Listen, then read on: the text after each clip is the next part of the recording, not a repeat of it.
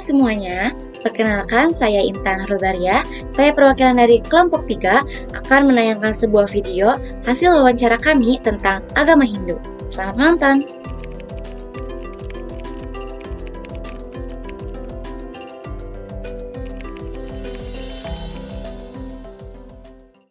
Umat Hindu menyembah satu Tuhan yang oleh umatnya disebut dengan Sang Hyang Widiwasa atau Brahman. Brahman adalah satu, namun orang bijaksana menyebutnya dengan banyak nama. Dalam prakteknya, untuk menuju Tuhan yang esa itu, umat Hindu terbiasa memuja salah satu di antara sekian aspek atau sifat dari Tuhan. Karena itulah, timbul kesan bahwa Hindu menyembah banyak Tuhan. Keesaan Tuhan dijelaskan dengan dua cara.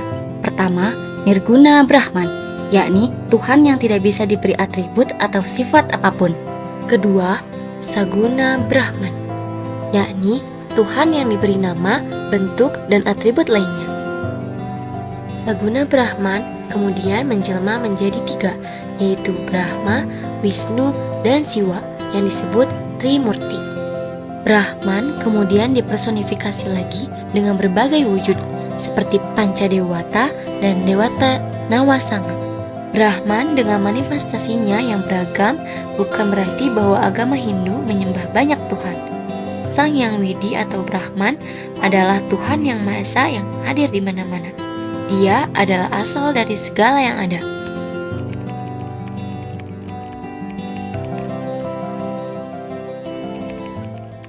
Dalam kemanusiaan, itu dalam Hindu sangat sekali ya, banyak ya, bahwa kita itu semuanya adalah satu berasal dari satu sumber.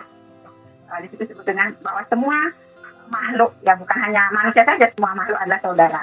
Ada yang itu dijelaskan dalam kitab suci, Upanishad ya namanya. Itu saya jelaskan bahwa Wasudewam Kutumbakam. Jadi bahwa semua makhluk ini adalah saudara. Nah terus juga bahwa manusia ada tidak dijelaskan seperti tentang ajaran Tatwamasi. Aku adalah, kamu adalah aku. Artinya bahwa kita itu adalah bersumber dari yang satu, yaitu Tuhan. Jadi manakala kita menyakiti orang lain, sama juga menyakiti diri kita sendiri. Nah, sebaliknya kalau kita selalu mengasihi, kita penuh dengan rasa cinta kasih, maka kita juga akan mendapatkan cinta kasih itu. Kita akan merasakan. Jadi bahwa tentang kemanusiaan juga ada dijelaskan di dalam satu ajaran yang disebut dengan Trihita Karana. Bagaimana kita menjalin hubungan antar sesama manusia. Nah itu diinginkan dalam konsep dengan pawongan. Jadi di mana kita tinggal di pawongan itu adalah tempat tinggal ya. Bagaimana hubungan kita dengan sesama umat manusia. Ya. Kita menjalin satu tali persaudaraan ya, kita menjalin hubungan dengan sesama manusia ya. Kalau di sini kan ada RT RW ya, rukun tetangga atau aneh. Nah itu adalah sebagai salah satu wujud kita ya dalam kemanusiaan yang adil dan beradab. Itu yang disebut dengan Tatwamasi. Jadi ada cinta kasih di sana antar sesama manusia. Kalau di dalam ajaran Weda itu tidak ada perbedaan, kita ada satu itu karena bersumber dari Tuhan yang sama. Karena dalam diri kita itu ada jiwa, ada Atman yang bersumber dari Tuhan.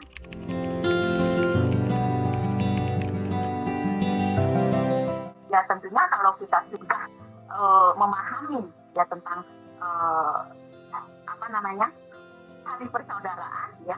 Nah di situ pasti kalau kita sudah menjaga persaudaraan itu ya dengan tadi dengan konsepnya Tatwamasi, terus Trihita Karana, terus juga Wasudewam Kutumbakam. Nah itu secara tidak langsung persatuan itu akan terjalin. Ya. Jadi keharmonisan itu pasti akan terjalin karena dalam ininya kita tidak ada lagi membeda-bedakan ya. Satu sisi kita sudah berbicara bahwa satu kita adalah satu keluarga, satu sumber ya, yang bersumber dari Tuhan. Dari konsep Tatwamasi aja itu sudah secara tidak langsung, secara ini sudah langsung itu terhubung dengan persatuan, dengan kita terjalin satu ikat. Jadi kalau kita sudah menganggap satu saudara itu maka persatuan dengan semua anak bangsa di Indonesia ini pasti akan terjalin secara langsung.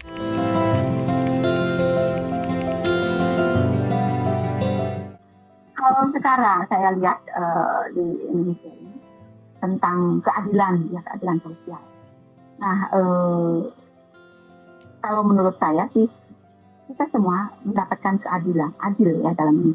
Bagaimana kita saya menyatakan itu? Ya karena semua agama di Indonesia ini terlayani oleh pemerintah, gitu ya. Kalau kita kembali dengan ego kita masing-masing, pasti kita merasa itu tidak adil. Kenapa tidak adil? Kok yang misalnya contoh yang Islam itu lebih besar dia dapat anggaran, gitu misalnya dari segi. Tapi karena jumlah umat kan itu lebih banyak, gitu kan. Jadi kalau menurut ini itu kan dilihat dari persentase. Nah, saya sebagai umat Hindu tentunya ya hidup di Indonesia ini sangat sekali ya. Kalau kita lihat juga di dalam undang-undang kan sudah jelas ya bagaimana pemerintah dalam hal ini yang sebagai untuk tetap menjaga, dan sekarang dengan adanya moderasi beragama ini, artinya dalam kehidupan beragama di Indonesia itu sudah sangat bagus kalau menurut saya sekarang ini ya. Karena apa? Semua agama itu terlayani ya di dalam pemerintahan.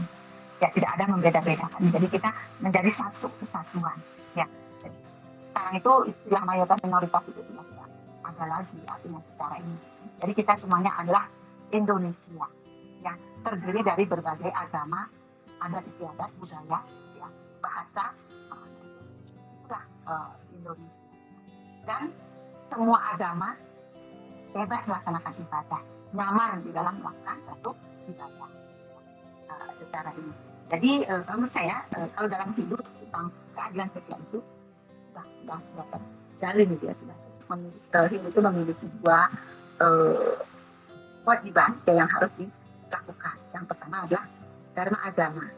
Dharma agama ini adalah bagaimana kita menjalankan ajaran agama kita, keyakinan yang kita miliki. Kewajiban kita untuk mengamalkannya dalam kehidupan kita sehari-hari. Karena tujuan dalam agama Hindu adalah tercapainya kedamaian di dunia dan di akhirat. Moksartang jagadita iyasa ikidata. Tercapainya kebahagiaan di dunia dan di akhirat. Itu yang nah, yang kewajiban kedua adalah dharma negara. Nah, sebagai anak bangsa, ya, sebagai satu keluarga bangsa Indonesia, ya kita sudah berkewajiban untuk melakukan kewajiban kita